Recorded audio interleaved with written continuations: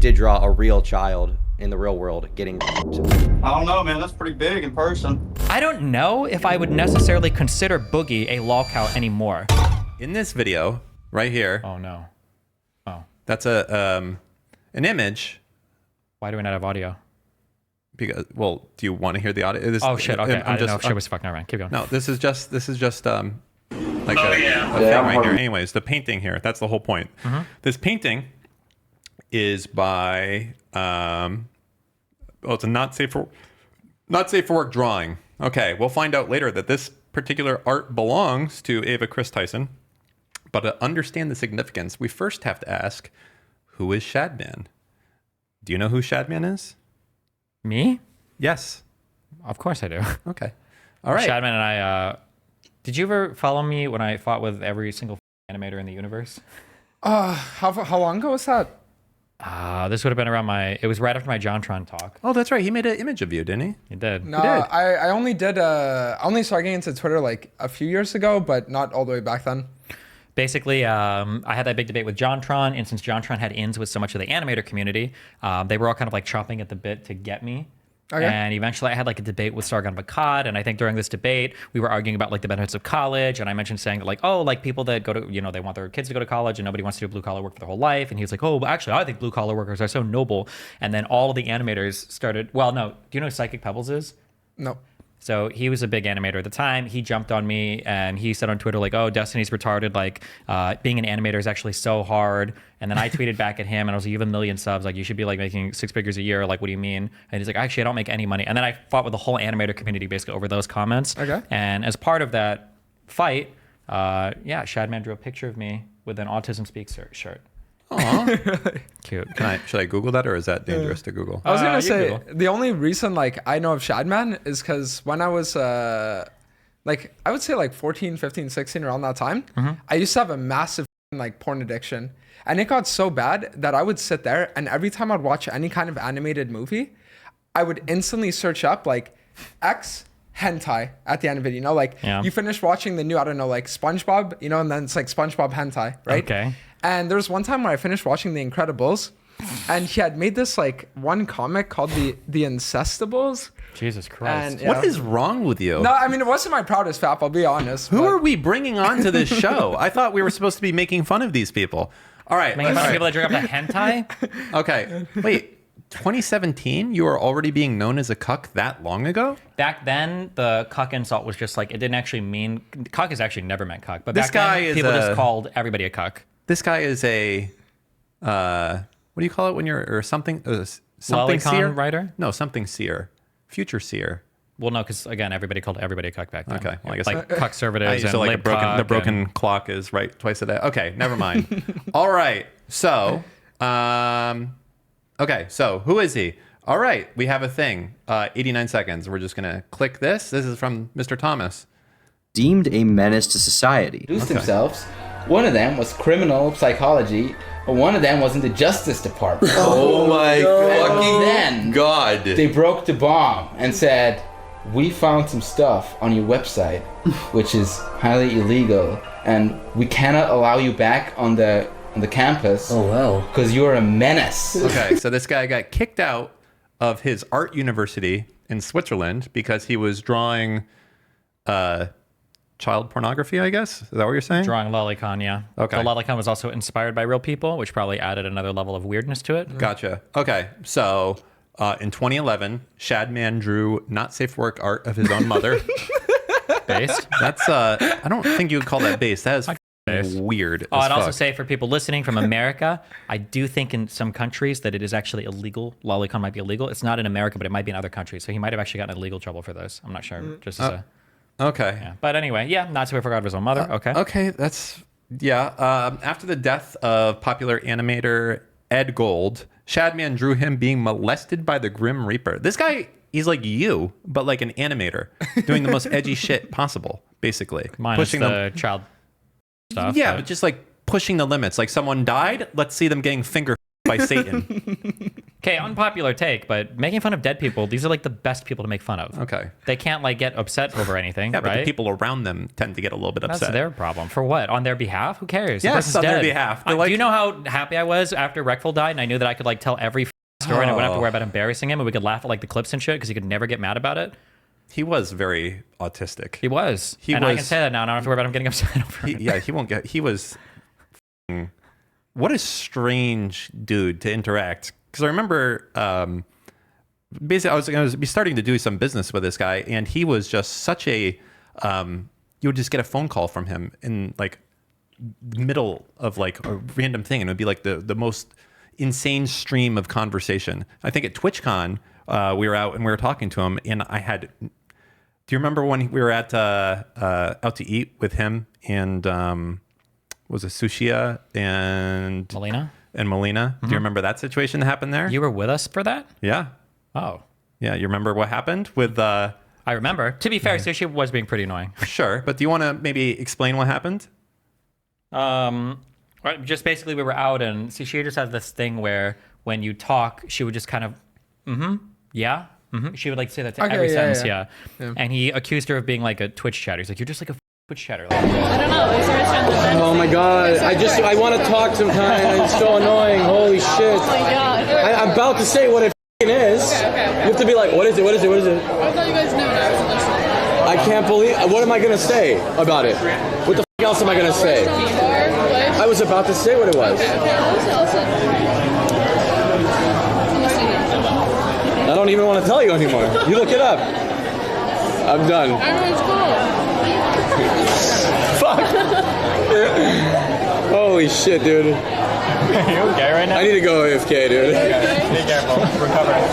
Like, shut up. Stop talking. But he like went like really hard and then Jesus. it was really, really awkward. It was incredibly awkward. But you know, it's like taking like, hey, you have something in your teeth. Like that ability to say that to someone. It was that, but like so no filter. He was just like, hey, you're f***ing annoying. It's like, Jesus. okay, all right, okay. But he was very smart. His mind was like he was. It was crazy. You could like give him any Do problem you and remember to watch him the like math work shit through he was thing. doing? Well, he was like insane with it was with math, right? I think it was with anything. I think he was probably like a very, very, very high IQ individual. Because like I've heard that apparently there are some like autistic people that have like this superpower and they're called like savants. Savants. Yeah. I don't know if he was autistic or if he like when Dan talks about the crazy calls in the stream of conversations. I think that had more to do with like bipolar. Like he was just manic as fuck. It wasn't. It wasn't. I can't speak to Dan's conversation with him, but it wasn't that he was like saying a lot and he was being autistic. It was like he would get manic and he would be like, I want to make this new business. You can invest all this money. I'm going to sell everything I own and we're going to do this and we're going to move here and we're going to like have this project or whatever. He was like very, very, very manic. And then he would get very, very, very depressed. So, Okay, yeah. gotcha. Yeah. Okay, back to the fun part of this story. So, anyways, Wait, how many languages do you speak? 1.5. What a random, irrelevant, unrelated. Well, because he's from Quebec and he's been in Germany. I'm just curious if you speak any other languages. No, because like okay, so when I would go to Germany, it was only like either to visit Laura's family or it was like the first time I'd gone because it was just like league related. But I don't actually All right. speak German. Just curious. You should have Wait, just you don't said speak one. French? Well, that's why I said 1.5. Wait, are you from Quebec? Yes, You live there your whole life? kind of. And you don't speak French? Half. What does half mean? It means that if you talk to me in French, I could understand. But okay, I'll give you an analogy. It's like you take someone, right, and you could either give them 100 points in like ass or cock, right? But it's then they have like 80 points in ass, so they can take like massive cocks, but then only 20 points in cock, so they can't actually like dish it out. That's like me with like French. So like I can understand a lot, but to make myself understood in it is hard.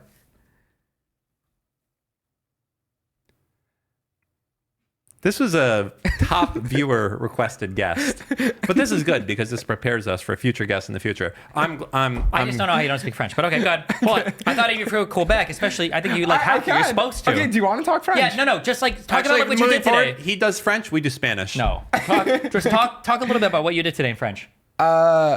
Aujourd'hui, j'ai. Okay, wait, hold on. Wait. This is half. I feel like I speak more Spanish than you do Stop. French. Wait, give me a second.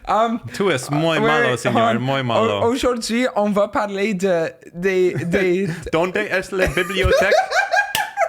Okay, next topic, guys. Yeah. Okay, next thing. My God, go ahead. Okay. Wow. Wait. Do we?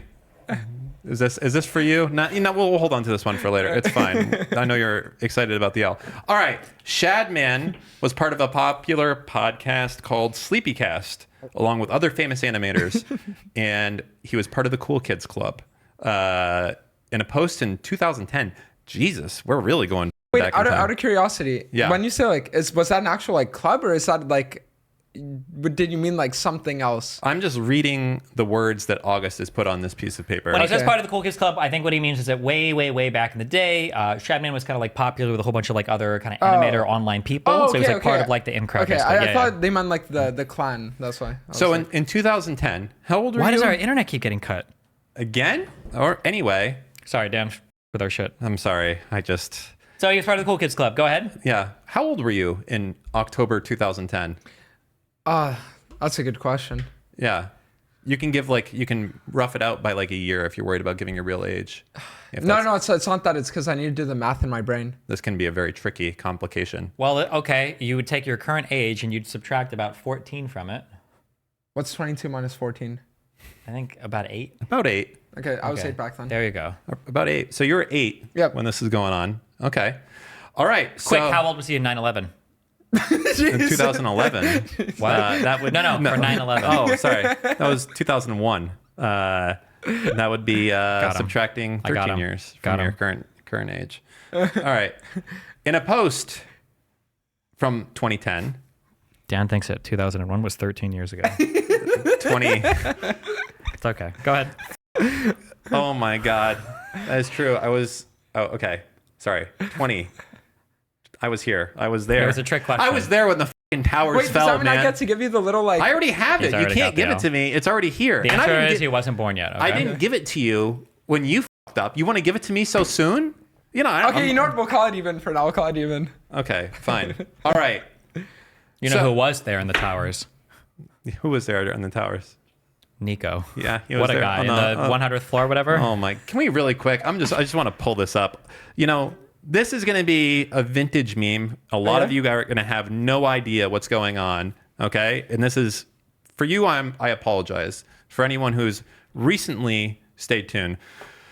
There used to be a man who would come on to a show called The Raj Royale, and he won a few of them. His name was Nico. Do you know the Rush Royale? Do you remember that? Yeah, I've heard of it. Yeah. Okay, he was on it. He won a few of them, and his big deal was that he had a flight sim, and it was a $2.5 million flight simulator, and it was 6 axes of rotation and all this stuff. It was the real deal. Like in a real, like a physical one in his apartment Like or a something? physical one in his apartment. Okay. I think we can actually pull it up. Hold on. Flight simulator.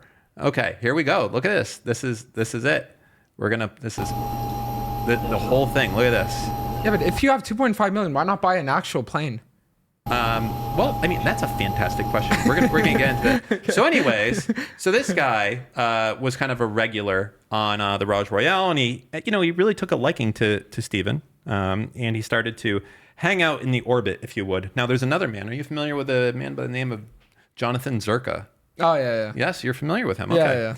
Well, one day, we were all in Discord, hanging out, doing Discord things, and John Zerka comes in while Nico is in there, and we're talking to John, and John is asking for advice about, future financial, how to do things with money, I believe is what it was. And I was giving him some advice. I was telling him about real estate and things like that. And this Nico guy here, big brothers me, okay? And he's like, Dan, don't talk about real estate, okay? Listen, I have more real estate holdings than you have fingers, or something along those lines. It was a very long time. I don't remember exactly. I was a little bit taken back by the sudden jolt of another rich man trying to big brother me, but I stepped aside. And then Jonathan Zerka asked this man, he said, so how rich are you? And he said, well, I'm not, he has an accent. It's kind of an Argentinian accent. I don't know if I can do a good one. He said, Maybe you want to try and do it? No, you don't have to do the accent. You're just Okay. Yeah. He says, I'm not going to tell you how rich I am, but let me just say that it starts with a B. And it was the funniest f***ing shit ever because everyone there instantly knew this guy was completely full of shit. At that moment, everyone in the chat is like screaming broke omegalol, like BR omegalol KE. And I'm like, hold on. Are you trying to say that you're a f***ing billionaire right now? It was really funny. And then basically we end up looking into this guy and everything else. And we find out this flight sim is like, costs like 200K, not 2.5 million. And he's denying it the whole time. And then he's like threatening to sue me. He's threatening to sue Steven, all this shit. There's a really funny thing where he's like, there's a, the Taken thing where it's like, I will find you type of thing. Yes. He does this whole effort post and it's like, I'll caution you. I am not a memer. I will find you. I will serve you. And it's the funniest shit anyways. Basically what happened is that this fucking dude, where are we here? This fucking dude ended up being completely full of shit. And he actually got sued by his ex-job. And in here, he admits that the flight simulator costs $250,000 instead of $2.5 million. Okay. Which is 75,000 in contrast. There it is. Yeah. Sorry. Oh, sorry. 75,000. Yeah. Also estimated the actual cost of the rig, which is 75,000 in contrast to the earlier report. This was a surreal moment. I think, unfortunately, completely lost the time because I think all the VODs are gone. But it was some of the funniest shit ever because it was like very visceral. You're fighting with a guy who claims to be a billionaire, saying, "Hey, I'm going to sue you," and you're like, okay. But very visceral. Yeah, but did this go down over the course of like one call or was it like over the course of weeks? It was over the course of like maybe like 2 weeks. It was like very heated, very back and forth, messages in Discord, getting banned, the whole type of thing.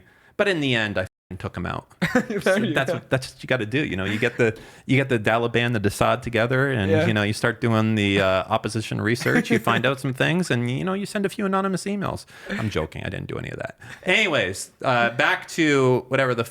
Okay, all right. Now you know a little bit more lore. Yeah, but wait. Out of curiosity, what did that have to do with 9/11? He said he was in the building. building. One of the things he said was that.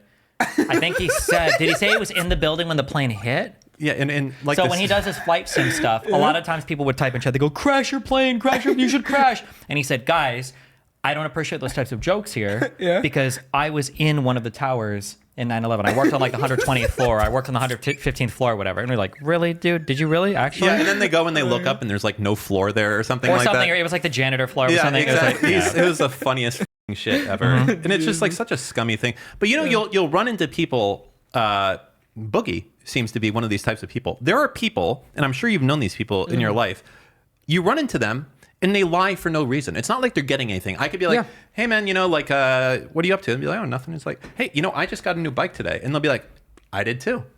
Yeah.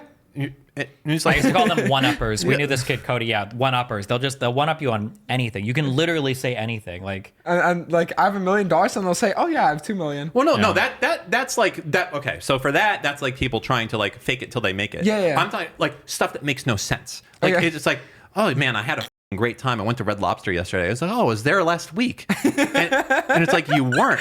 The problem is, like it makes for conversation. You'd be like, oh, I'm very relatable. We have something to talk about now, and you can kind of bluff your way through it. Maybe it's fun type of thing, but like, these people are very, very strange. Yeah. And the funniest part is their memories are always very bad. So it's like super funny to like. You keep bringing it up and like getting a little bit closer to the subject. Like, so where were you last week? I thought you were at Red Lobster. Oh, we can talk about it later. And it's like it's the funniest shit ever. These people. I don't know. It's not even that the memory is bad. I think it's it's called a compulsive liar. I think it's a compulsion. You don't really think about a compulsion when you do it. You just know you have to one up. So they're not like it's not like the type of lie that like if somebody's just like, where were you yesterday? Like why weren't you here? And you're like, oh yeah, I went to the bar with Ronnie. Like we were hanging out. Like that's like an intentional lie that you're saying to get you out of something else. Yeah. Like the people that do the compulsive lying, they don't lie for a particular reason. They're just doing it. I don't know why, to one up you to make them feel better about themselves, but they're not like they don't even try to keep track of these things. You were saying earlier that you dealt with a lot of girls that would gaslight you. Did you deal with a lot of compulsive liars too? I think I've only known one in my life that was like truly a compulsive liar. Oh, yeah? That me and my first we were second super serious girlfriend, my kid's mom. We had him as like a roommate once, and he would lie about everything. It was just insane. Like he was smoking weed in the basement. We told him multiple times, like, don't smoke weed in the house. And like we would come home. I don't know why. Weed smokers do this stupid thing where they would, I don't know if people still do it, but they would get Febreze. Okay. And Febreze doesn't cover up the weed smoke. It just smells like weed plus Febreze. Yeah. So you'd like walk into the house and you'd be like, the smell, and be like, Cody, were you fucking smoking again? And he's like, no, dude. And I was like, why the fuck did you just empty half a bottle of Febreze? And I was like, I was just cleaning. Your room is downstairs. Why the fuck? Yeah, it's just stupid. And nothing's even clean. Like, it's dumb. Just stupid. Okay. Oh, okay. So this dude, do you care about this guy? I don't even know who the fuck this is. Oh, I get it. Wait, what is there to get? You don't want to talk about it because you don't want to attack trans people online. You're just trying to suck up, and you want a future MrBeast deal. You see how fast he is on his feet? He knows instantly all the pain points, and he goes right for it. Yes, I want the MrBeast deal. God. He's never coming on our show. No. What are you talking about? We're totally brand safe. That's going to definitely be there. All right, wait, hold on. People are... Ooh, can I can trust links from blue names, but not... Yeah, can you? All right, Dan, click this link. What a great comeback. That was a funny comeback, yeah. Okay. Oh, he acknowledged it too. Good roast. That's actually pretty funny. That's rare when they do that. Do you appreciate that level of honesty from him? I'm a funny guy. Yeah. Funny looking. People said it in the conservative thing too. It's like, listen, Destiny's a piece of shit for the fireman thing, but his roasts are pretty funny. Okay. I am funny. All right. Okay, on November 8th, someone asked Shad to draw Keemstar's 7-year-old daughter giving head to Trump. I don't think we're going to click that link. Shadman agreed if Trump won, which he did, so he did it. And then Keemstar called the police on him. And well, apparently he didn't draw the entire like thing of her giving head, but just like the daughter itself. Is that what it says here? Good job, Dantes, for reading English better than Dan can. It's because he reads. See, because he reads. My English is not so good. Okay. All right. In response, Keemstar called the police, and Keemstar's friend, Colossal is Crazy, confronts Shadman on stream. Click. After first calling Shad out on Twitter, he was eventually brought onto his stream, where the two had a surprisingly civil conversation. In this stream, Shadman admits that he may have gone too far. He flatters Colossal, stating that because he respected him, he was going to take down the image. Totally understand. Do you understand that it was obviously part of like Is this the Shadman? Is this the Shadman guy, or is this the guy confronting him? I guess so, because like it's like the thing. That's crazy. He used to stream on Twitch though, isn't it? Twitch used to be a much different place. Oh, yeah? You know, I'm the first person that ever got banned from Twitch for calling somebody an F-slur. Really? Yep. I was the first one. Twitch has done. Twitch has pioneered a whole bunch of ban rules for me. Yeah, I was the first one. Oh my God! But you'll get it. You'll understand. Okay. You'll know why I did it, and the guy deserved it. Okay. All right. You ever play a game where you're against an enemy? Okay, and I think he might have been playing Hack Room or something. He's on your team, and he just feeds like crazy. Yeah, he's 1v9's against you, and then on your and then on the other team, he's Grave Struggle, and he goes like 25-0, and I'm like, how can you be the sole reason I'm losing both fucking games? And I let a big I let a big one go, and I was like, fuck you, you boom, and I ended my stream, and then Twitch emailed me, and they were like, yeah, so now we're banning for hate speech. And then after that, I was like, wait, we have never, excuse me, Twitch doesn't ban for the F-slur. That's never happened before. Yeah. And I was like, that's insane. And then there's another guy on the platform, Mo. Do you know him? I think it doesn't. He interact with like Trainwreck. Yeah. So Mo is streaming, and Mo's like, I don't remember what happened, but he ends up saying it. And he's like, yeah, that word's very important to me. It has history. And I wasn't trying to get Mo in trouble, okay? I wasn't trying to because I didn't want him banned. Although now, okay, fuck Mo. But really? I didn't want him banned. But then when I was watching, I was like, how the fuck is it that I got banned for 30 days for the F-slur? We never banned for this. And Mo's literally saying it on stream. And then Mo got banned for 30 days. And I was like, I'm sorry. But anyway. Yeah. I mean, that's crazy though, because like there was actually a time where Riot actually initiated like a whole new rule to ban me. What was the rule? So I don't know if you know, but back in the day, you could actually transfer your account, right? Like let's say from NA to EU or whatever else. Okay. And when you used to be able to, you would actually reset your rank. And it would like send you back to like the beginning and you could play your placements all over again. But this time with the MMR that you achieved, not of your last season, but of where you were currently, right? Okay. So just meant that you could literally redo your placements all the time, right? So I did this for about a month straight until at one point, on the last day of the season, I had like a random like silver viewer play on a challenger account just for fun.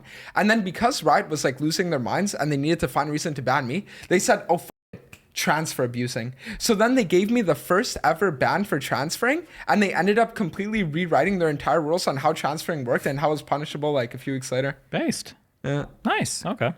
How does it feel to you, Steve, that pretty much anyone and everyone has been unbanned from Twitch except for you? Feels good. I'm public enemy number one. one. What do you think the actual reason is? Do you think it sounds conspiratorial, but I know this is not conspiratorial. The moderation team does not like me. People that work at DrDisrespect. That's fine. But the second thing that I really am thinking more and more plays into CEO? it is the fact that Dan and the CEO are kind of friendly with each other. I think that Hassan is a really big investment in keeping me off the platform, because it means that he gets to have sole coverage of the entirety of Twitch. He gets sole exclusive monopolistic domain over every large political event. Like, imagine if you're Hassan and like the election season is coming up and you're the only big political streamer on the platform that gets to cover it. Every single viewer is going to be watching you. But if somebody like me was back on the platform, even if he is larger than me on Twitch, which he probably would still be, but if now he's got to like lose viewers to me and now there's like some competition there and it's shitty. So you think Dan Clancy himself is personally, I mean, they've now let Trump back on, okay? Who, you know, and Sneeko. Trump is believable. Sneeko is less believable. No, well, I mean, if you put it in a certain case, so Twitch bans you for off-platform behavior. That's a rule. Yes, it was indeed. Yeah, it was for off-platform behavior, I think. Okay. No, I don't remember. But Trump, just to be clear, isn't Trump a rapist? Like legally? Liably. He's liable for rape. Liably? In a civil case, but not in a criminal case. So it's okay for Twitch to unban him, but not to unban you. Crazy. Well, I just want to say, like, in regards to politics, I've even been noticing, because I know what you're saying about, like, no one really covers politics apart from Hassan. But I actually noticed recently Asmongold has been starting to, like, get into it more and more. Well, that's because Destiny's off the platform. You take his spot. All of his Twitch primes go that way. But, you know, we got something fun coming up for election night. Oh, yeah? Oh, we'll see. Are we going to watch this? 1.5 you know, why don't we just... Maybe Mr. Thomas is available to just walk us through this. That would be good. We'll see if he's there. He'll respond to us if not. Okay. In the meantime, 1.5 it. Yes. Controversial nature of the picture to post it under such context. It started off as a controversial joke. Yes. You didn't go through with it. I would have never. You did draw a picture of Keemstar's daughter in kind of like, obviously she's not naked, but I do feel like there are sexual connotations regarding that picture. Would you agree? Totally agree. Yes, totally agree. Colossal, I respect you like a hell of a lot. And just like man to man, if you think it would be better for me to take it down, I would take it down just out of respect to you. Do that. I think that would be wonderful. Yeah, I'm gonna do that right fucking now. I'm gonna take it down out of respect to fucking Colossal. All right, so he took it down. I'm gonna do it, and obviously it's gonna be fucking all over. There we go. All right, so he took it down. Wow, he promises to take it down and never do that type of content again. Then on November 18th, Shadman drew Lieutenant Corbus, 11 years old, posed sexually with a microphone. Shadman began to model his not safe for work art based off of child actors such as Emily Watson and Millie Bobby Brown. Shadman finally gets into trouble when he releases not safe for work art of Daphne Keane. He calls her an IRL lolly in Discord. Shadman then releases an image set of Daphne Keane being, molested? Raped, brutalized, and urinated on by Hugh Jackman. Okay, interesting. Null, owner of Kiwi Farms, reports Shadman to Daphne Keene's talent agency. There's a link. Is that this one or no? Maybe this one. Open link. Click.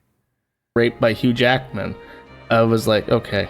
Causing Shad to receive a cease and desist email from her lawyers. Shadman decided to publish the email himself on April 10th, claiming X23 was simply a fictional character who looked too much like the actress. The message read, "Dear site operator and host provider, we are litigation counsel for actress Daphne Keane, a 12-year-old minor. We have become aware that the website shadbase.com has created and posted pornographic anime cartoon images expressed..." Okay, stop. Close both those. Close both. No, I'm leaving them open. Oh my god. They're staying right there. While we start this call. And wait for Tom. Hello. Hey, Tom. We are tonight's entertainment. How's it going? Oh my god, why is this camera is down? Wow, down. Unbelievable. Oh, I didn't. What's up, Tommy? Things are going good. You want me to put my camera on? Yeah. Yeah, why don't you do that so we can see you? Jesus Christ. And then you can see us too. Well, you can't see Dantes, but Why is Dan talking through it every video? Yeah, I know. I'm going to start making us wear headphones so Dan stops that. Okay. stops what? You talk through the videos and you assume that people can just hear us, but they I don't can't. need them to hear. I can talk to myself. I don't care. It's fine. You know who can hear me? He can hear me. Didn't you hear everything I said, Tom? Every word? You know why? Because this microphone is hot. And it picks We up don't every care about word. them. We care about the audience. Wrong. Wait, you Tom, care real about quick. the audience. Did you do all of the animating on your really early videos? Great. Yeah. It's frozen. Thank you. Yeah, I saw you guys watching the Shad video. No, What's I your, say your nice video takeaway, big ironically conclusion? because your live video Your right video, now is not your working. webcam is not working. Can you turn it off and on again? Are we There good we now? go. Are we good? Are we good? Are we good? Let's check.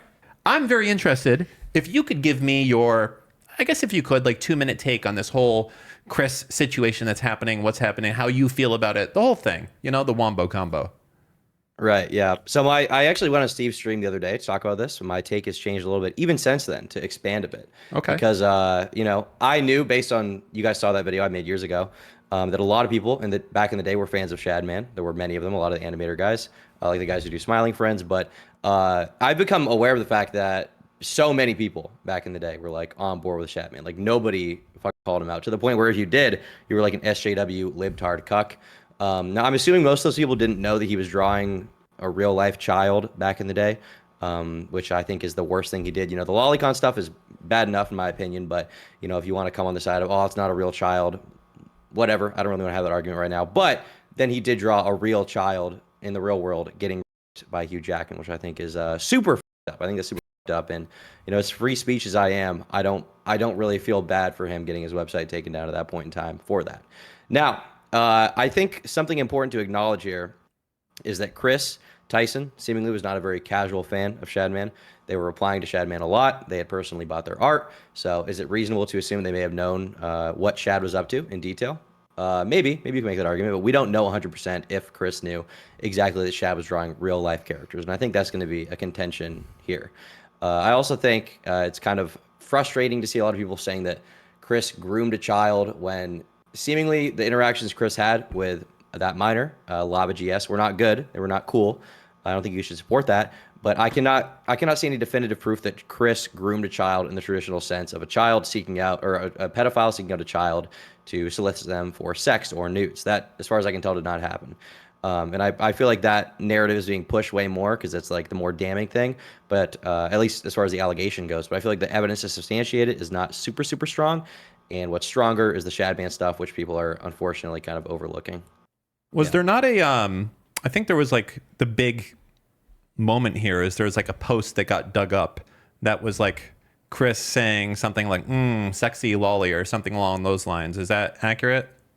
Yeah, they were like, nothing gets my knob cranking like some lolly, is what Kris said. Why is it all these people say that we have the hog squeezing, the knob cranking? What was another recent one that we had? The boom. What? Because like gripping, boom. Gripping something. What were they gripping? Oh, what is it? Fuck. What the fuck does that mean? Gripping the gripping. boom? Doc was gripping for yes. Oh yeah. Why are you Doc making was this with face of I'm just nothing? listening to you. Why? I'm enjoying it. hate I've you got so- like a front row seat to the Dan show right now. I'm just listening. like I'm trying to have a conversation and I have this guy. Is the camera on me? This is how Steve looks at me when I'm talking. Dan's the kind of person where if you look at him while he's doing anything, he instantly feels like you're like shit. No, because he looks at me like He's got confidence issues, I think. No, it's because you look at me like he can't walk into a room without feeling. Yeah, okay. true. I agree. But I understand. It's Hey, literally it makes the sense. When I was stare there, I emote. beat. When I was there, 21-year-old Tom destroyed Dan in an arm wrestle brutally. It was. I wouldn't say I was destroyed. I said that I put up. Confidence. I put up a good, for as old as I am, I would say that I put up an effort. And also, I threw down. Steven was afraid to even. That was easily the roughest episode we've ever done. So me and Tom wanted to just like chill, you know, be bros, be boys, because we're younger men. And Dan came in with this like, We're, like, 2 years apart. 32-page like manifesto on like electric vehicle parking spots or something. Did we talk Dan about wanted to electric vehicle talk parking so spots? much about like if Teslas can charge at apartment garages, and we were having none of it. Oh, And that was a good Dan conversation. got- That's that's the big It hindrance. was one of the largest trigger events I've ever renters seen. can't have electric cars. If you don't own your house, like you pretty much can't have an electric car. Okay. Well, that's just Even the whole now, Dan is derailing from the point at hand. By But it's an getting important insecure thing about to the fact know. Destiny was looking at him in the eye. I think the most important thing here is that Kris Tyson did definitely do some really foul stuff, I think, undoubtedly. And I Just to think be they should clear, real criticized for quick, that. and you can correct me if I'm wrong, and we can also disagree on how disgusting or whatever it was, but like the stuff that he's accused of doing doesn't go any further, I believe, than making what are probably inappropriate jokes publicly with like a 14-year-old, right? The stuff that's proven Yeah. is that. The stuff that he's accused of doing is grooming a child. Or sorry, yeah, the accused stuff is bad, but like what's been proven is that like, so I think that like he would make comments like on Facebook or whatever, and sometimes the kid would reply and he'd say like, oh, like, what was it, like, I want your nudes or something? He'd be like, oh yeah, kissy face. It was like, What the fuck he shouldn't is wrong? have done it. It was dumb, but like it was all like public messages and shit, and nobody cared, by the way, when he was a cis male. Just saying. And then yeah, but in terms of like being accused of grooming or anything in DMs inappropriate like that, I don't believe any information has come out confirming that. So I looked at some of the things you guys sent me though, and there was this one like kind of weird thing. Because at one point, the LavaGS guy talks about how like they never had any one-on-one DMs with one another. But then later there was a DM that surfaced, maybe it was Doctor or something, of like Chris asking the LavaGS guy, oh, what do you want for your birthday? Like in a DM. So it's kind of like the thing Did of... LavaGS say there were no one-on-one DMs? Did he actually say that? I'm pretty sure there was something along those lines, yeah. Of like him being like, oh, there were never... It was Sure, he didn't say there were never inappropriate DMs? I think it was like... So, yeah. I mean, you can I do correct have a me if lot I'm of wrong. statements. This is like, you know, You might- Tom is like our, it's like our scuffed coffeezilla, but only for like child predators. based. Dantes, did you see that statement on Twitter, or was that like? Yeah, in a video I think it was somewhere? probably everything I do is Stop just like looking at me I like just that. see shit on Twitter. That's how I stay informed nowadays. This guy, Dante, doesn't know what he's talking about all the time. Don't worry about it, Tom. You outrank Okay, him well, in internet drama lore like 20-fold, okay? You saying he's an do amateur have this- compared to Tom? Yeah. Tom's our expert here. I do have this statement here. Here's what Lava said. He said, these videos are massive lies and twisting the truth. Ava never did anything wrong, just made a few edgy jokes. I was never exploited or taken advantage of. Can you do me a favor and comment on these videos and tell them to stop spreading lies? Situation takes away from children who are being actively exploited every day online. I'm not a victim of anything claimed in these videos. Which, I mean, obviously sometimes the child doesn't know they're being groomed. I think that's a valid point to make. You know, they won't recognize the abuse till later on. But at the same time, I feel like I would need more evidence to definitively say that Kris Tyson groomed this person. Sure, and I then maybe feel to like Dante's point, apparently there were DMs that went public, but they were proven to be fake, posted by Oh, was it? Cliphug. Yeah, Okay. so All right, so yeah, if or it was Cliphug. fake, Yeah. yeah, there were some DMs that seemed to be fake. Because if you looked at the date, it looked like it said that today was the date on the messages. But the DMs were claimed to be from 10 years ago when Kris would have been 18. But then in the DMs, Kris discusses a video that was posted in like 4 years ago, which wouldn't really line up. So like the dates weren't lining up. The today thing didn't really line up. Oh, So yeah. it wouldn't be surprising to me if those are fake. But I think part of the problem here is that Kris Tyson themselves is not clarifying whether or not those DMs are real. They're not just responding at all running. to the situation?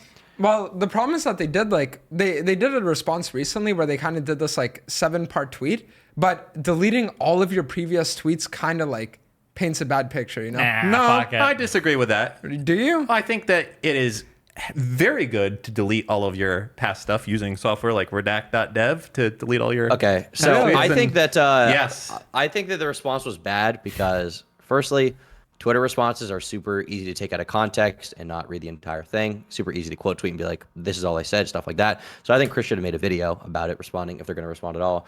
And secondly, first of all, in the first ones they just made one tweet and then later on they followed it up with a bunch of other stuff. Like the initial thing posted at 3:34 p.m. On the 23rd said, "I would like to apologize for any of my past behavior or comments if it hurt or offended anyone. It was not my intent. Seeing recent events, we've mutually decided it's best I permanently step away from all things MrBeast and social media to focus on my family and mental health." So the only thing they admit to is making jokes that hurt and offend people. But when you make a response that vague, a lot of people are going to take that as, well, what about the other stuff that you're not talking about? So that was posted initially. The second response Kris posted was 3 hours later, where they said, "I want to add I never groomed anyone. The person who gets brought up in these accusations is LavaGS and is vocally supported that they're false. Having said that, I humbly apologize to anyone I have hurt with my unacceptable social media posts, past actions, and to those who may feel betrayed by how I used to act online. So all these two factors together to create a narrative that my behavior extended beyond bad, edgy jokes is disgusting and did not happen. In the past years, I've learned that my old behavior is not acceptable. I cannot change who I was, but I can continue to work on myself. I don't want these accusations to impact the hundreds of people who work at MrBeast, which is why I have stepped away." And I feel like this response should have just been in a fucking video, and I don't know why, if this person knows MrBeast, who like is such a huge YouTuber and like used to be a commentary channel himself, I don't know why this person doesn't know how to make a better response to this. But my guess, here's my guess. yeah. Tell me how much you're tracking here, okay? My guess is, and it's also probably the reason why they wiped their DMs. My guess is, I'm going to say two things. One is nothing inappropriate probably happened, because I feel like if something did, when I say inappropriate, I mean like actually like really, because I feel like if it did, it would have leaked by now. You mean like grooming a kid? Yeah, or like minors or trading child, like something like really crazy. Yeah.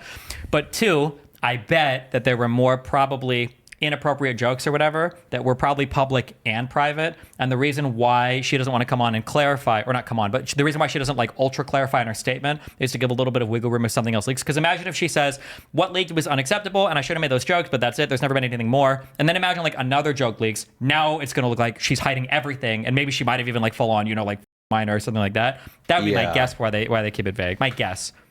It's usually not a good idea to respond in the midst of all the heat when everybody's super mad and, you know, there's true information and a lot of misinformation being spread. Everybody's got their hot takes. Obviously, a lot of conservatives on Twitter have a vested interest in, you know, one side of this argument. A lot of people on the other side have a vested interest in the other side. From the conservatives, it's like, oh, well, another trans groomer. For people who don't like that, it's like, oh, this is going to make the trans community look bad. Like, it's kind of like both sides of that argument getting mixed in at the same time. It's super politically charged. Kris Tyson's already disliked for being trans. So there's a lot of issues that come up within that. And I think that waiting a few days to make a really good definitive response before putting out this would have been way, way better. I agree.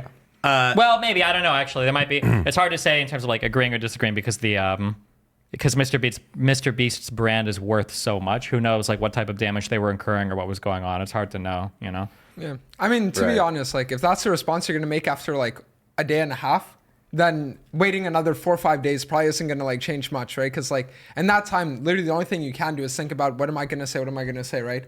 So like if that's your takeaway after a day and a half, I don't think waiting a week changes your mind on what you want to say. I think part of the problem that I've seen with this kind of stuff is you kind of only have one shot to get your good response out where people are really paying attention and you're going to be able to have the maximum effectiveness of that response.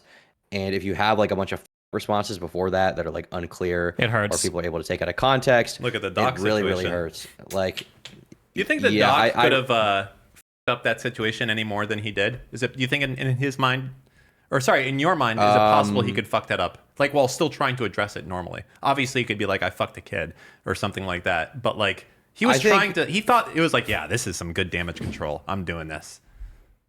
I think from a business perspective, Doc's best response would have been to say nothing and just say like, you know, I'm not going to talk about this. It's not true.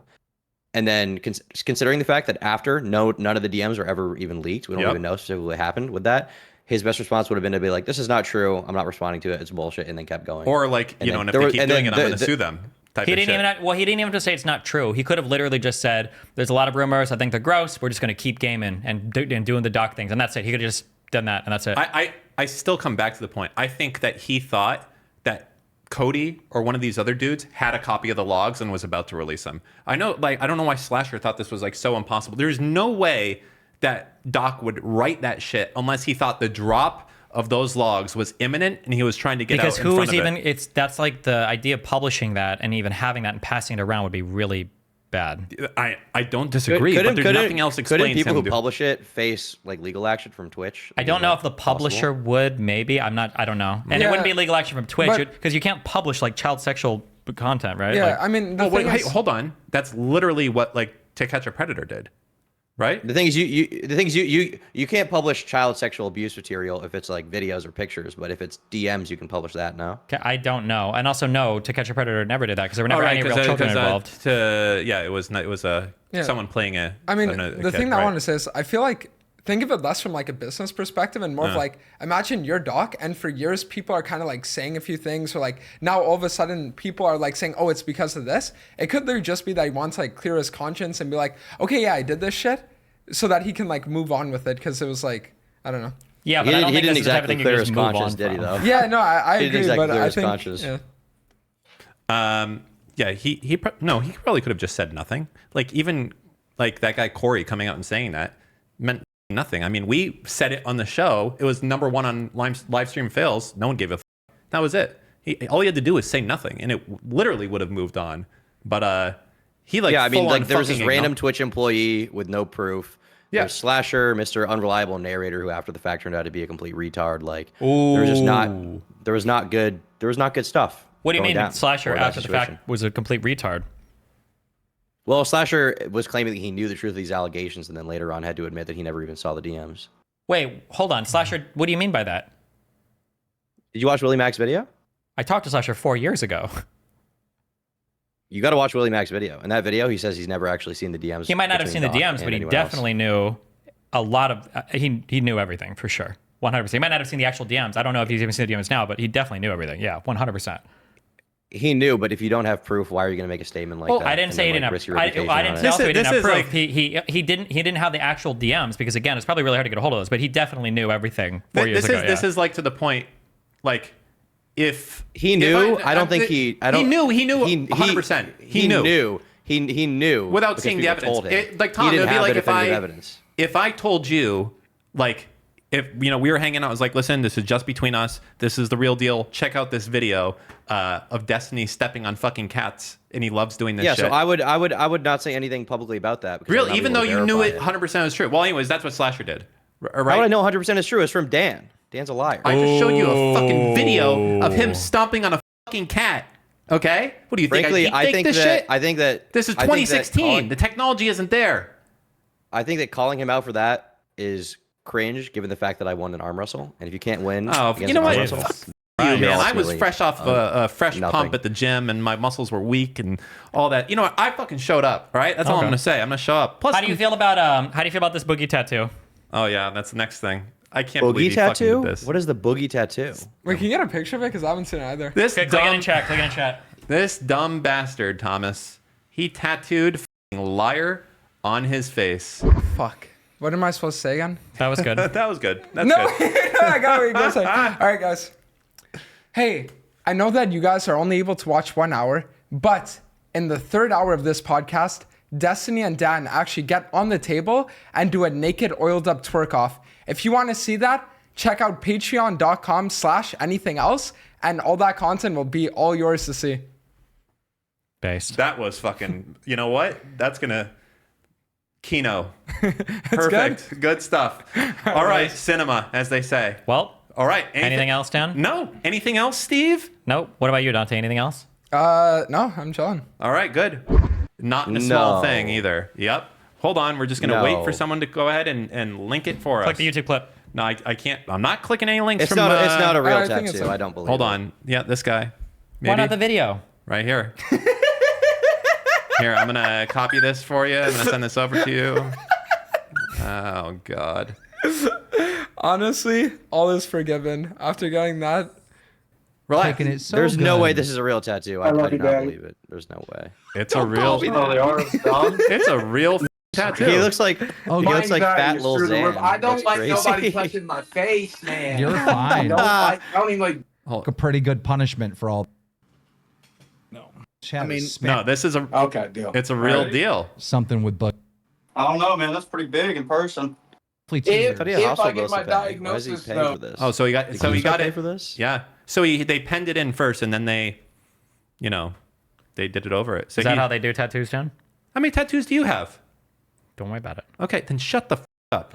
I'm not going to believe that's a real tattoo until I see a video of the guy with the there's a video. Here, I'll link it to you. Face. He did it. They did it live on their whatever the lolcow podcast here. There you go. So, wait, Dan, how old are you? 40. 40, okay. Is that a good okay or like, oh, I thought you were 20? No, it's like an okay in the sense of like, oh, I didn't know and now I know.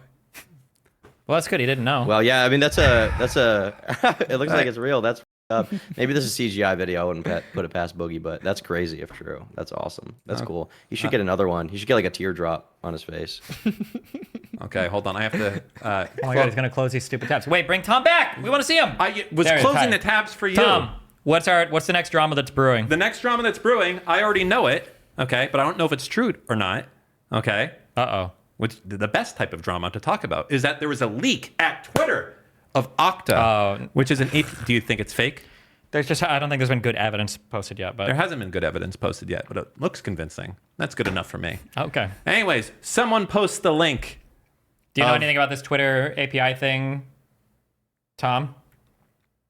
I've seen one tweet that's like completely unverified that I think it claims that Twitter whitelists certain slurs and also whitelists certain accounts to be able to be racist on Twitter. reputable account retweeted that recently, I believe. If that's true, I think I support Elon Musk, and they went beast mode on that one. But doesn't Twitch kind of do the same thing, though? You think Twitch has a list where certain streamers can say the hard R? Well, not the hard R, but it's like there are certain chats where there are people that type, like, let's say the N-word, for example, and they don't get banned, but then in other, like, if you type down a league chat, you get banned for it if you get reported, right? So isn't there, like, kind of like a whitelist thing happening on Twitch, or am I wrong about that? Well, I will say this. You can't say the soft A if you're black on Twitch, right? You can probably say the hard R if you're black on Twitch. You think so? Why wouldn't you be able to? To me, I think the latest drama brewing is an extension of the Kris Tyson stuff, which is essentially anybody who's ever been associated with Shadman or used his artwork is being called out for being like, how did you not know? And then on top of that, people are finding old MrBeast videos. There's this one where he's on stream and he uses the F slur, and somebody donates to him. Let's see, they donate saying, selling 10 N-words for $69 each, and he says that'd be a bit cheap, I believe he says. So oh yeah, wait, wasn't there another content creator, like a lady that had bought a Shadman art piece, and she's getting like, she's going through the ringer right now? Do you know what I'm talking about? I think are you talking about Belle Delphine? I think she's getting called out right now. No, it wasn't her. I thought it was a woman in front of like there's a still, and then behind her on the wall there's like a picture of like a Shadman art piece, and she's getting canceled. Maybe I'm wrong. People are saying Jessica Negri. Oh, is it her? Oh, she's like a cosplayer. Oh no, wait, yeah, I think I did see that. Yeah. It seems like I don't know. Everybody is realizing after 4 years of my video being fucking out, everybody's realizing that Shadman is like a piece of shit, and now they're like, why is this person interacting with him? Why is this person interacting with him? Damn. I think to an extent some of that could be cringe because, you know, the internet was a much edgier place. I don't think everybody was as aware about lolly stuff and how gross that was. And also, I would guess that most of them didn't know he drew a real minor, but if they did know, then I think they, you know, should be called out for that. Damn. Undoubtedly. Wow. Okay. Why damn wow? Why the sarcasm? Why the I'm not being sarcastic. I'm just, it's probably like really personal for you too. So I mean, like, I definitely get it. Why is it personal for me? Well, because you have that Shadman art piece. No, because you were a real life lolly when you were a kid, and that's when he was drawing the stuff, right? Yeah, I guess so. Yeah, so he's like literally drawing kids while you're a kid, and that's just like a. It's like, hey, that's a traumatic event. That's my friend Jimmy. What the fuck? What are you making Jimmy do? Stop. Oh God, yeah, that's fucked up. That's fucked up. I do think it's probably bad if people were like super supportive of it, and they should probably say something if it aligns with their values now. But back then, the internet was definitely a way more edgy place. I'm sure. I feel like people must have known, but maybe I'm wrong, because I know that by the time I learned who Shadman was in 2016, everybody just said like, oh yeah, he's the guy that draws Lolicon. Like that's what everybody knew him as. Is he not in jail right now? I thought in that little dossier that I had. He went to jail. The rumor I heard is that he attacked someone with a railroad spike, but we do know he was arrested for assault. That's confirmed. He went to jail. I think he was doing a lot of drugs around that same time. There's a lot of unconfirmed stuff, but it seems to me like Shad's life slid down. I think that everybody knew he was drawing lolicon stuff. I don't think they knew that he was drawing that real life person, because when I made that video, which I think was the first definitive video about Shadman stuff that anybody had seen, and for years it was like the only one criticizing Shadman on YouTube, there were a lot of people in the comments who were like, wait, I knew Shad did this, I didn't know he did the more serious stuff, you know? Sure. I thought he was just edgy or why whatever. do you think why do you think Ava ultimately cut contact with MrBeast or removed herself or was removed from his org? I mean, it's a pretty big brand risk, regardless of the allegations are true, right? I mean, MrBeast is so famous, right? That's he's true, the biggest but like, creator on YouTube. Hasn't there been like at least 2 other huge drama events surrounding her? Didn't MrBeast stake like a whole bunch of his rep on like keeping her around, or? Yeah, but I don't think it was ever anything bad that. True. Yeah. No. True. This is like when the he first, staked like, his rep on her, it was like Nick Merckx being like, "You're a sick fuck who left your child behind to be trans and pursue your fetish." Right? Sure. Yeah. No. And for that's him true. to drop her over that would look horrible.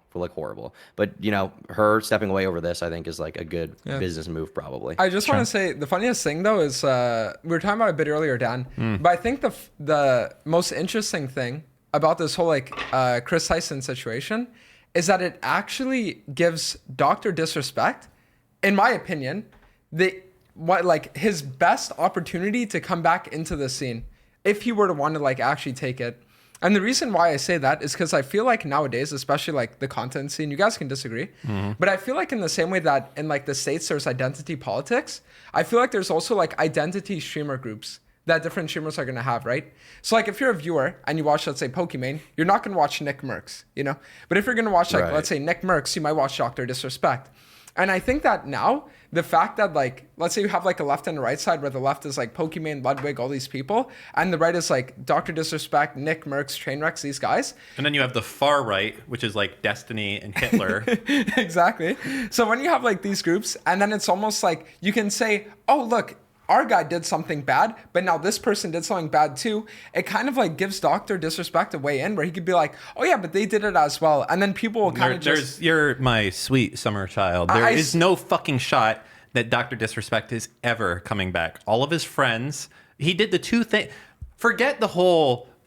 like trying the minor situation. There's logs of him like jerking off to trans porn. No, I know, but you think Nicky Mercs and Tim the Tatman are down with that? No, but didn't Nick Mercs get banned from Twitch for like using the wrong? Yeah, he did. Trust me, I don't think there's anything that Doc is gonna be able to say to Nick Mercs to be like, listen, man, you know, I just had to. Maybe not Doc, but I think that there are a lot of people on Twitter, to give Dante's credit, like Sneeko, who are like, oh, I don't give a fuck about what DrDisrespect did, but then they're also like, oh, Kris Tyson is disgusting. People won't call them out, right? Yeah. So it's like this is a very identity politics pedophile. I'm sure Doc. If you're on one side of it, you're like, oh, DrDisrespect, you know, tall. Who's on Doc's side though?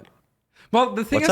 So, sorry, who would be on Doc's side? Like, if Doc came back, like right now, nobody. Yeah, nobody. You can say you can hang out with like what Sneeko and. But these aren't streamers like in this sense. No, I understand. Like, there's no one for Doc right now to. And he doesn't. Out. Do, like, politics, maybe he's not gonna start hanging out with like the Tates and Sneeko and shit. I don't think. Yeah, so there's no one for him to come back to. Yeah, but this is the thing is that the thing is why wouldn't he hang out with the Tates and Sneeko? Why wouldn't he? I don't think he wants his brand to be that at all.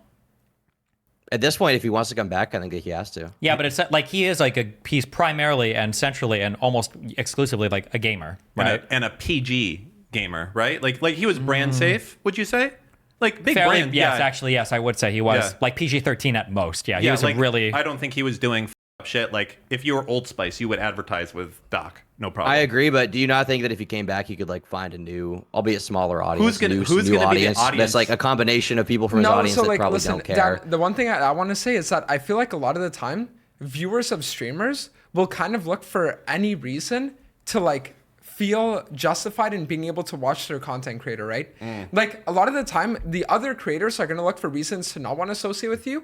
Whereas viewers, if they actually like you and they've been watching for years, they'll want to find reasons to do that. So that's why it's a thing where like, sure, he won't come back and have access to all these connections, but if he came back, he could easily spin it into a thing of like, well, yeah, what I did was kind of bad, but look how all these people that went against me weren't willing to do the same for this person. And then it's kind of like all of his viewers would be like, oh yeah, he's got a point. And then they kind of just like go back to watching him. You're right in that he can do that. And there would be people that would do that, but there's two things that are happening. One is he is losing a part of his actual audience who are like, this is bad, I'm never watching this. Yeah. And two, he's closing the door on a lot of potential audiences who are just like, oh, the Doc, that's like the guy that like did the weird like minor grooming shit. Yeah. So you're right, but like it's better than nothing, especially if he needs money. Well, I think he probably has enough money. He can just off. Yeah, I would be careful when you say it's better than nothing. I don't think that's actually true. I think that people become acclimated to a certain level of fame. Like I could say this with 100% certainty. People like Hassan or people like Doc will never, ever, ever stream to 4,000 concurrent viewers. They wouldn't be able to handle it. They would just quit. As soon as it drops to a certain point, they're like, fuck that. Like imagine if you were putting videos out on YouTube and you like, let's say I expose you, okay? For all the horrible stuff you did to me in real life that I haven't exposed you on yet. But let's say I expose you on that and you're getting like, 20,000 views per YouTube video and it takes you like a week to put each one together. Would you really keep making videos at like 20,000 views a video? Maybe if I thought there was potential to get back to where I was. Yeah, maybe. But if it's like a drama that's like permanently closed the door on a lot of things, I think that's hard. And the minor stuff is pretty hard to outlive, I think. I don't know if that ever goes away. So. Yeah, well, that's the thing. Like, if it never goes away and you never stream again, then you never give yourself the opportunity to kind of like be known for anything but that, right? At least that's the way I see it. I agree with you 99% of the time on minor drama, but this is minor drama. I also think like look at type of minor drama. Look at the Kris Tyson stuff, right? I've seen like, maybe it's just my timeline because of who I follow. I've seen like 0 people defending Kris Tyson. Their tweet about the allegations got 46,000 likes, the response. It had 14,000 quote tweets and 31,000 replies, okay? Of pretty much people shitting on them, That's right? a base tweet Doc's right there. tweet got 60,000 likes. It got 4,000 reposts and 4,000 replies, which is way less. Who are the 60,000 people that read that and liked it? Who are these people? Damn. You know what I'm saying? Okay. Actually, okay, to correct myself a bit, Doc's actual response to the allegations, not the short, vague post he made, got 130,000 likes, 39,000 replies, and 38,000 quote tweets. Yeah. If Kris Tyson comes back, I don't think there's going to be anyone on YouTube who's going to be like, actually, I like Kris Tyson. I haven't seen anyone. If Doc comes back, he's got like a media empire of like the Quartering and Sneeko and people like that who, you know, you can say they're fringe, they have different audiences, but they will be willing to defend him and say 17, what's the big deal? Even though we don't know the age, and he's going to have that instant defense built in if he comes back of people defending him. What about the There's someone trans out of the stuff? audience that will. I don't think people care I about have barely, that leaked porn shit, I have barely seen Sneeko even talk about that. I think Sneeko probably doesn't like that, but if he thinks that it's like politically convenient to not talk about it, he won't. So like the thing is that a lot of time people are just going to comment about what fits their agenda, right? So like, why would people sit here and bring up things that don't actually give them any kind of like, I guess like benefit, you know? So it's like things like that. Why would Sneeko bring it up if Sneeko can instead just be like, oh yeah, by the way, like all the stuff that I'm saying kind of pushes like what I've been saying, and I can kind of bank in on like the DrDisrespect fans. But then if you bring up that, then it's kind of like you're killing potential like DrDisrespect viewers that could like you instead, and then just kind of that whole thing. Yeah. Yeah, I don't know. That's a wild shit. What else? That apparently the tweet about the leaked thing on Twitter, the account got banned. What is the leak thing on Twitter you're talking about? Could you? So basically on Twitter, there was an account that came in, they leaked some pseudocode or some bullshit where it was basically trying to say that like, oh, well, look, on Twitter, there was an internal leak from a database that shows that there are certain accounts that are whitelisted to say slurs and to be exempted from moderation. And if they follow other accounts, those accounts are also exempted from, I think, moderation. Oh, really? Yeah. Okay. But it's the idea, but there's like very little to no authentic verification of this. It's just like a screenshot of like some, I don't know. It's you know, the ironic part and the best part about it. So obviously Musk probably got involved, probably fucking banned this guy most likely, or someone at the team did. The best part is they do that shit all the time. They'll be like a fucking screenshot of some unrelated shit and they'll fucking post it, you know, whatever. And that's enough. Like, oh, Paul Pelosi has a gay boyfriend? Reposted. All right, fuck it. You know? You know, Twitter has a leaked database where certain accounts can fucking say the hard R, post it. Fuck it. Yeah. Also, do we know that the account was banned, or does it just say the account doesn't exist anymore? Not only is it banned, apparently people who are retweeting it were also getting banned. So I'm going to go ahead and I'm going to really quickly just redact. Oh, it does say account Dan, suspended. you're really on this Twitter conspiracy, aren't you, Dan? I'm just going to go ahead and redact a I don't even trust that the account was legitimately banned. I wouldn't trust anything coming from that. I'm just going to go ahead and delete that. That never happened. Like, if I wanted to make something up like that, I think what I would do is I think that I would you do VPN, new email, new phone number, it's a two-factor account, right? And make it into a legitimate account. You would post what is like a huge fucking leak. And then after that huge leak, you have it get traction or whatever. And then in DMs, you've got 3 or 4 friends and you start DMing them like death threats or like crazy shit. And then you have them report the account so that it makes it look like somebody else banned the account when in reality you were banned for death threats and DMs. And then nobody knows publicly what's happening. And then it makes everything look way more official. It's like, oh my God, you got banned. That's what I think. I bet that happened. I mean, either more information will get released about this or not. I guess we'll see. What else is... I feel like there's more like breaking shit that just happened. Apparently some Comedy Central producer just got charged for child... Made a bunch of shows on... not Comedy Central, Cartoon Network. There's that. And obviously Boogie getting that... Like, what is the end thing for Boogie here? Like... Where does he go from here? Boogie lives off of being a lolcow. But how long can he keep going like this? For a long time. Forever? Like, I feel like you're you know, there's a tank of how much people are going to give a shit. Like, he lied. Like, you have other large, where can he has possibly go other next? large figures that are willing to carry him along because they also benefit from the cycle, right? So he's on it. He does a podcast with Keemstar and Wings, and Keemstar and Wings aren't necessarily, somehow Wings is like climbing his way out of lolcow status, and Keem was never really a lolcow, kind of, sort of. So they make a lot of money having him there, and they can sit there and laugh at him, and then Boogie will kind of like play the victim, but they all kind of make money off it at the end of the day. Yeah, because they feel do. Like...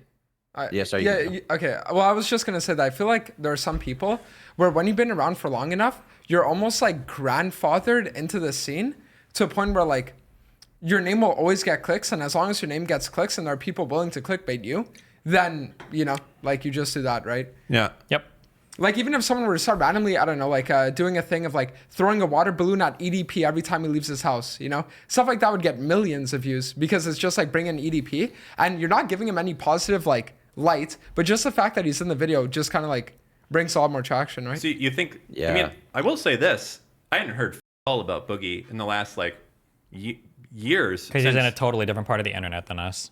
You think The thing is, like, this popular? Dan, you haven't heard about Boogie? No, but, I like, there's heard like about an him. entire lolcow ecosystem that has talked about Boogie for the past 5 years. I understand since he's fallen that. off. No, hold on. Let me rephrase this. I understood who he was in the same way that I know who like DSP is. It's like a dude who is like eternally always up, but like they're not. It's not DSP's not getting a lot of press in PR and attention right now, and I felt like that was the case for Boogie up until very recently. No, what there is Boogie hasn't been getting mainstream attention from like Moist Critical or let's say Destiny or something like that. Exactly. He hasn't been getting like casual attention, but that doesn't matter because there have been channels. I mean, I've covered Boogie, probably a few times a year for the past 4 or 5 years, ever since he's fallen off.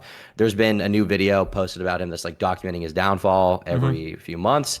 And now when people document his downfall, they can retread all the old stuff. They can add on the new stuff. Yep. And as long as Boogie is online, he will act retarded. Is it going to be hard for him to top the crypto rug pull combined with the faking cancer thing? Yes, obviously that's pretty hard to top. But I honestly don't think that really matters because people thought it was hard for him to top the faking squatting attempts. People thought it was hard for him to top everything he's done over the past few years. And now he just topped it again. Will it subside a little bit over the next 6 months to a year? Will there be less Boogie coverage? Yes. Will Critical probably not make a video about him for a while? Yes, obviously. But there will always be an ecosystem of people who cover these lolcows. There are entire channels that don't even post actual videos. They post clips of Boogie and Wings every week acting retarded. They get 30,000 to 40,000 to 50,000 views every video. I think outside of the lolcow community, people don't understand that there is like a lolcow community that exists because you only ever see them when they blow up and when they're making fun of people. But they're like a dedicated group of haters from like different farming sites basically and YouTube sites that they'll sometimes even donate to shows to insult or ask questions, and they're like constantly like doxing and obsessing.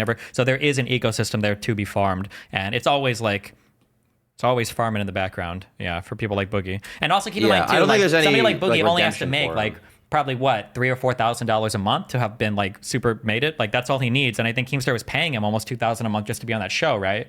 Yeah. So yeah, that's why like for example, you brought up Dark Side Philly earlier, right? Yep. If Keemstar randomly just started saying like, oh, let me start talking about Dark Side Phil and like bring him on the show and like doing all that shit, then it would be like a similar kind of effect, right? Where you have these names that are just so grandfathered in the scene that the second someone decides, yo, let me exploit that, it's almost like a gold mine that you can just keep knocking at. A little bit, although I will say there's a difference in that like DSP doesn't want it though, right? Yeah, I would say that like the thing about the Boogie podcast, that what is that? Is the name of the podcast lolcow? Yeah.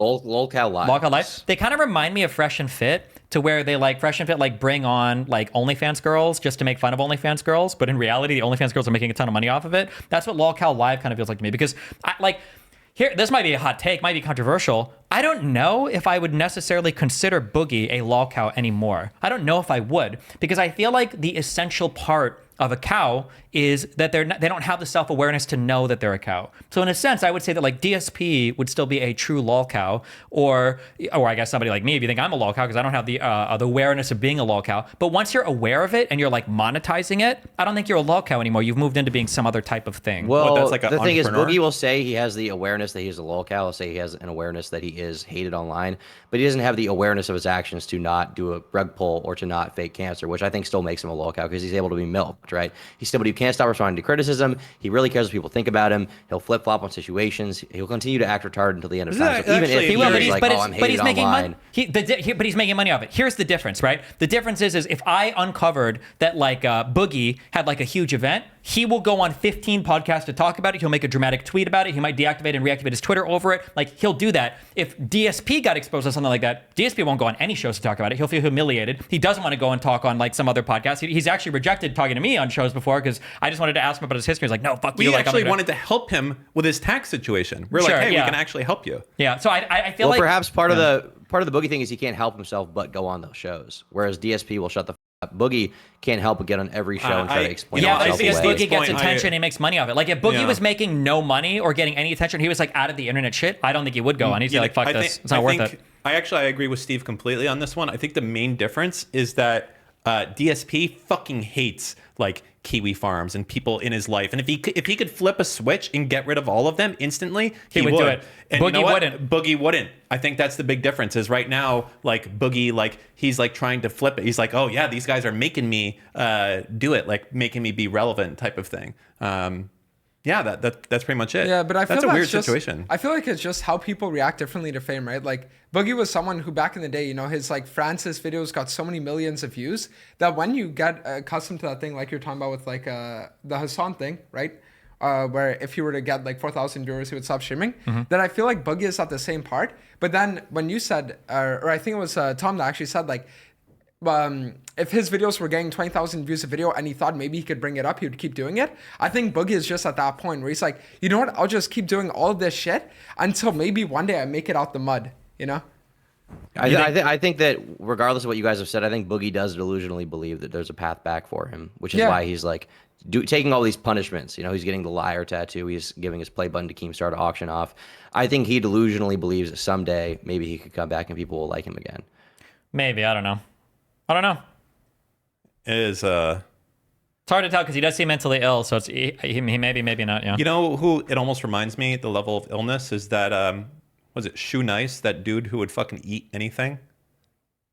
You know what I'm talking about? Yeah, I know him. He would eat like crayons, or he would like chug like or a bottle soap of, or anything. A bottle of like the most foul liquor in the world. Put the camera on you making this face right now. He was super big on YouTube back in the day. He was like this kind of fat dude who wore hats. He was like, hey, it's Shoe Nice here. Today we're gonna be chugging this bottle of fucking battery acid, and he would just eat anything. He would. He was, but he embraced it to make money. I don't know what the happened to the dude though. You should know. I think he has some kind of debilitating health condition related to alcoholism. I want to say liver failure or something, or kidney failure. But yeah, his life is not going great. I think they were trying to get him on one of Sam Hyde's shows for a while, but it didn't work out for whatever reason. He wouldn't do it. But he's been around for a long time. He still's on Twitter. He'll shit talk you if you interact with him publicly. He'll DM you back. And Steve, that might be someone you might want to reach out to. Okay. You know, be like, hey, what's up? Thanks for coming on, Tom. We appreciate it. Thank for the Tom segment. We appreciate the Tom segment. Thanks for having me on. Have fun. Yeah. Dante's a big fan. Take it easy. Thank you. It was nice seeing you, bro. Bye. Oh, he already left. He didn't want to talk to you. Piece of shit. Okay. Fuck. What am I supposed to say again? That was good. That was good. That's no, good. I got what you're going to say. All right, guys. Hey, I know that you guys are only able to watch 1 hour, but in the third hour of this podcast, Destiny and Dan actually get on the table and do a naked oiled up twerk off. If you want to see that, check out patreon.com/anything else, and all that content will be all yours to see.